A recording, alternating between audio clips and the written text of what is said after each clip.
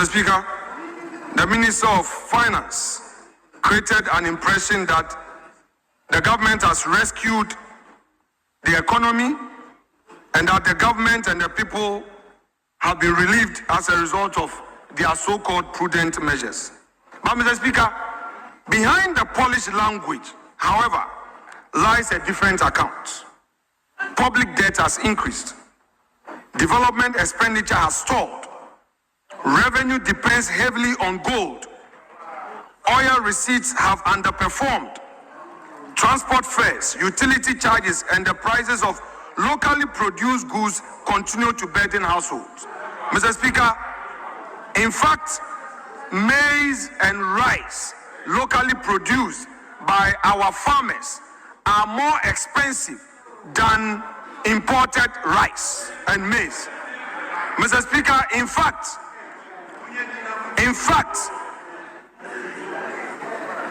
those who are awarded buffer stock contracts to supply food for our secondary schools, Mr. Speaker, prefer buying from importers than locally produced rice and maize. This government has not put in place measures aimed at directing suppliers to buy from our local farmers. The minister, Mr. Speaker, has gathered selected statistics, arranged them for maximum applause, and invited the country to mistaken presentation for performance. I repeat, from what he's done, he wants us to mistake presentation for performance. We are not here to talk about presentation, colored, flowered grammar. We want to feel his performance in our pockets. Mr. Speaker, we the minority, therefore, have a clear duty. We will not assist government to degrade its records. We will not repeat its campaign claims under the cover of parliamentary balance.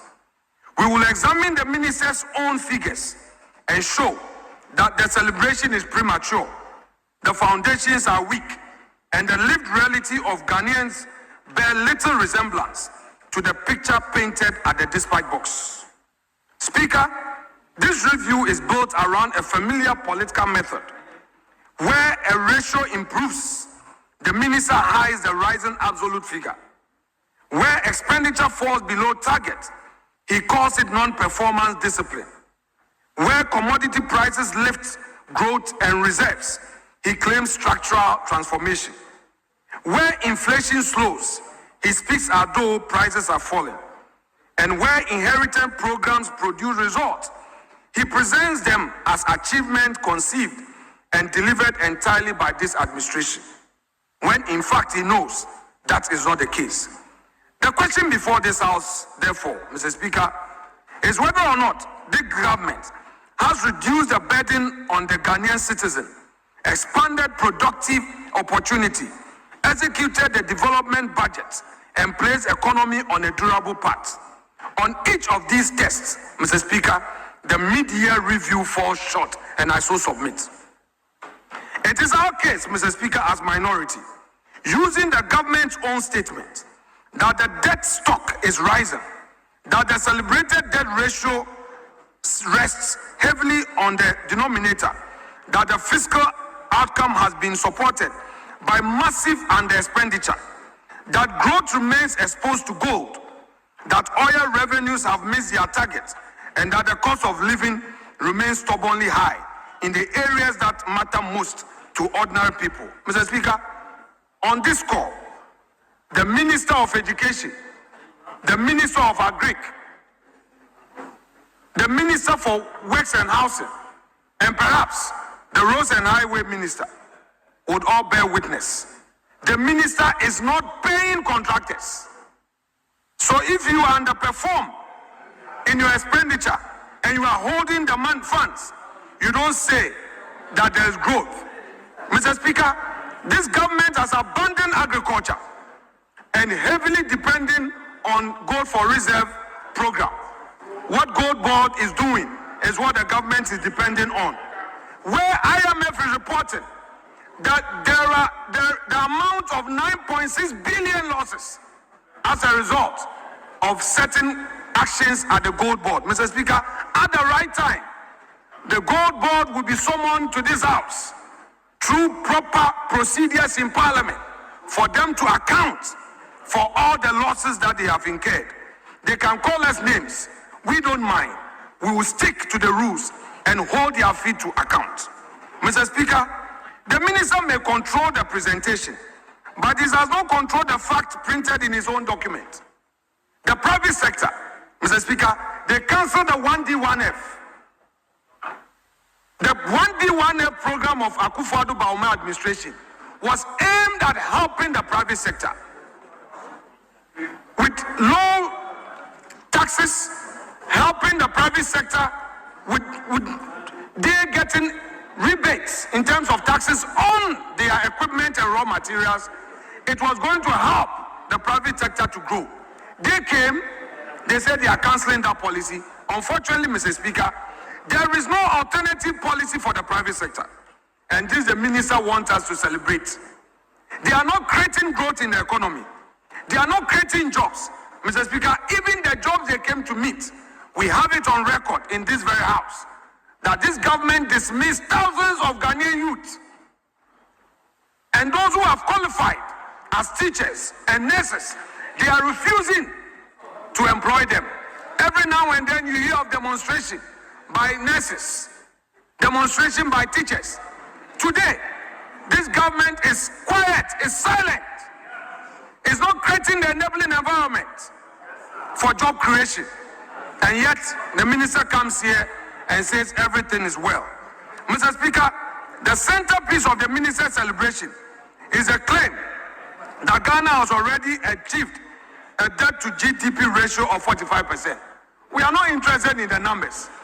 When the minority met GUTA, when the minority met AGI, when the minority met Employers Association, they told us the reality on the ground, that the business environment is not favorable, that they are incurring losses, that, Mr. Speaker, that so-called publican software introduced at the port, government claims that it is raking in revenue.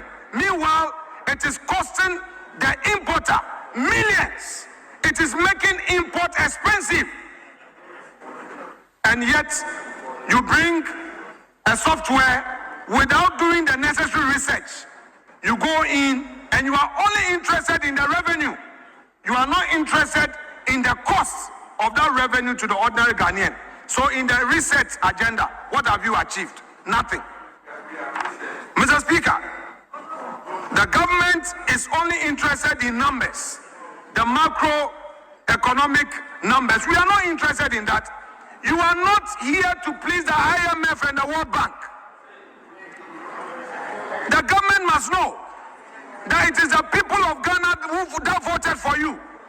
If you are interested in polishing the numbers so that the IMF will clap for you and your people will suffer, I'm sorry, then you are losing your mandate.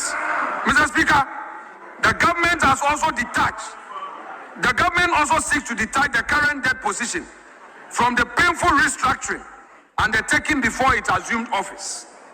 That the domestic debt exchange, the external debt negotiations, and the Eurobond restructuring created the fiscal space from which the present administration now speaks.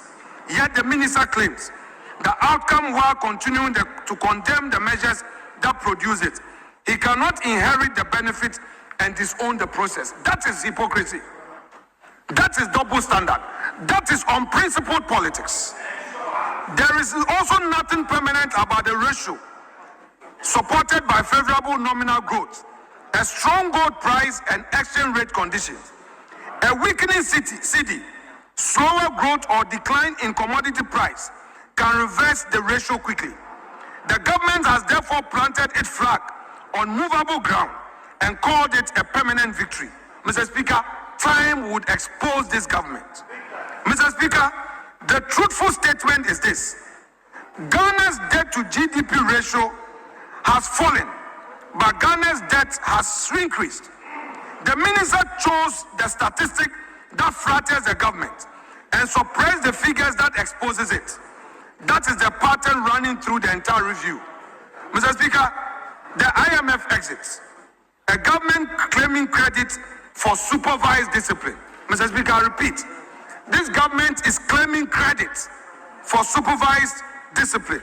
Mr. Speaker, the minister also presents completion of IMF program as proof of the government's exceptional economic management. This claim ignores the timeline, the conditions, and the institutional reality. The program was negotiated, entered into, and substantially implemented before this administration took office. The debt restructuring, fiscal measures, monetary tightening, and the program benchmark that made completion possible did not begin in January 2025. The government is claiming authorship of the final chapter of a book it did not write. It opposed measures when they were politically convenient to oppose, inherited their results, and now demands applause for completing the process. That is not reform. It is political opportunism.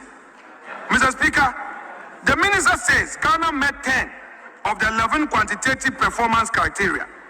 He gives little attention to the criterion that was missed, namely the ceiling on the Bank of Ghana's claim on central government. He describes the breach as technical. Really? A breach technical? Mr. Speaker, every fiscal abuse begins with an explanation that it is technical, temporary, or misunderstood. Parliament should not accept a label in place of accountability. If the majority will accept this, we, the mighty minority, will not accept this label. We know the reality. We know the truth that you breached. The breach concerns the relationship between the central bank and the government. Ghana has already paid a heavy price for blurred fiscal and monetary boundaries.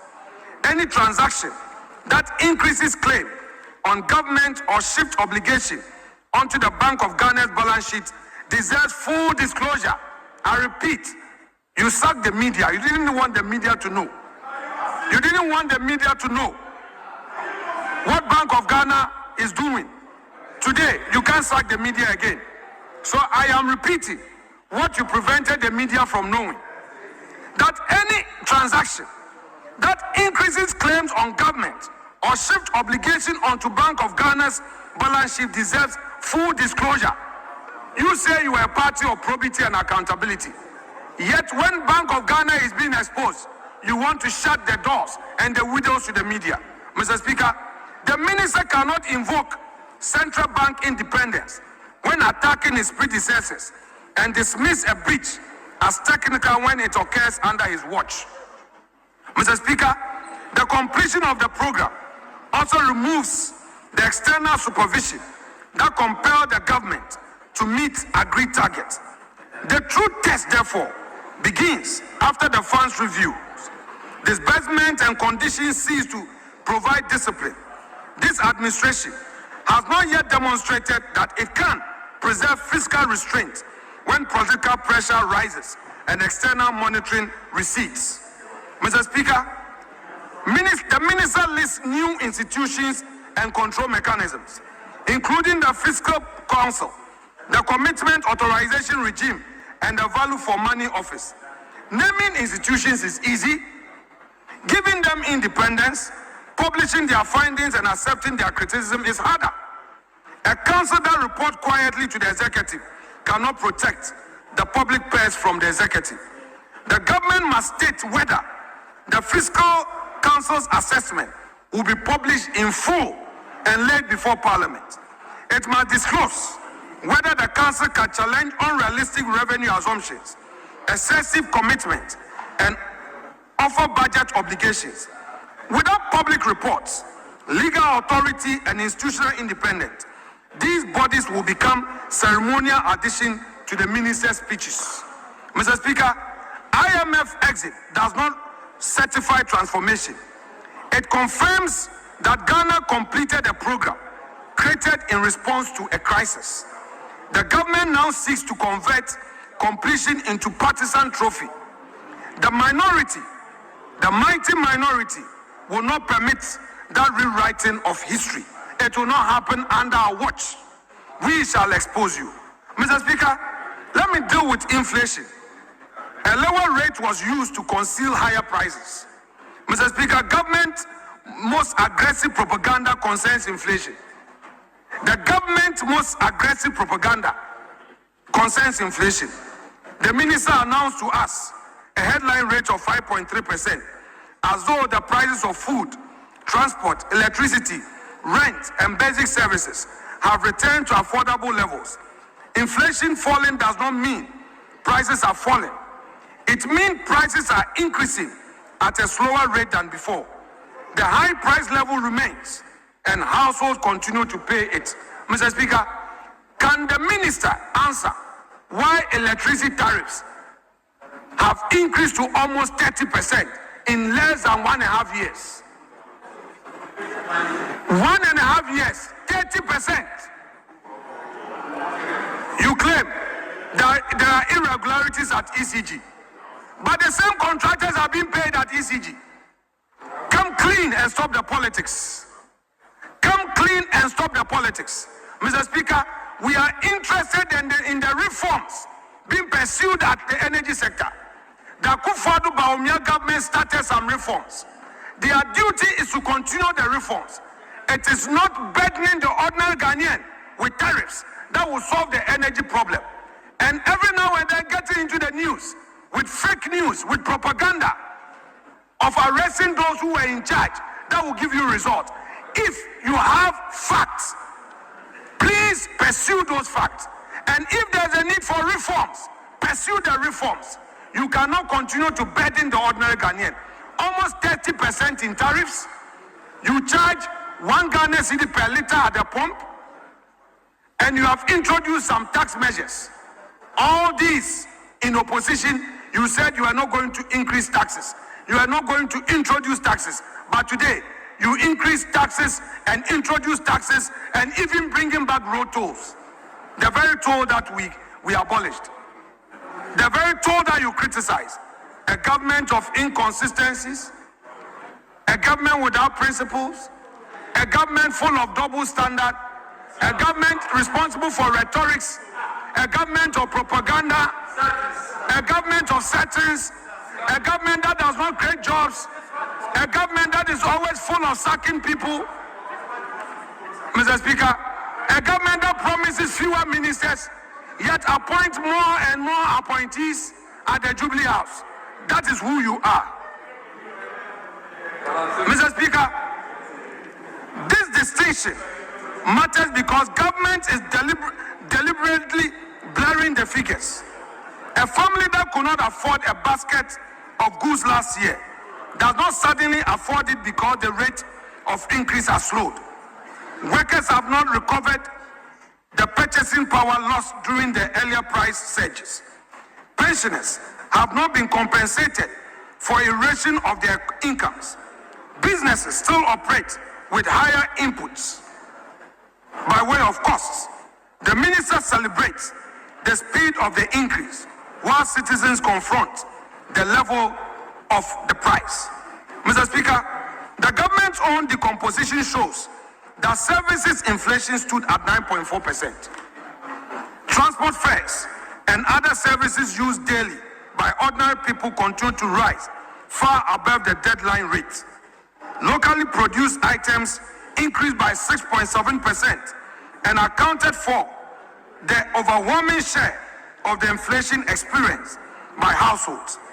Imported inflation may have eased, but domestic cost remains severe. Mr. Speaker, clearly, this exposes the hollowness of the government's claim that the ordinary Ghanaian is enjoying relief. The trader still pays more to move goods. The worker still pays more to commute. It is difficult to travel on the Accra-Kumasi road. They have abandoned that road and they say they're going to do an expressway. We are not against the expressway. That which you came to meet, Mr. Speaker, complete them. Continuity is the rule of the game.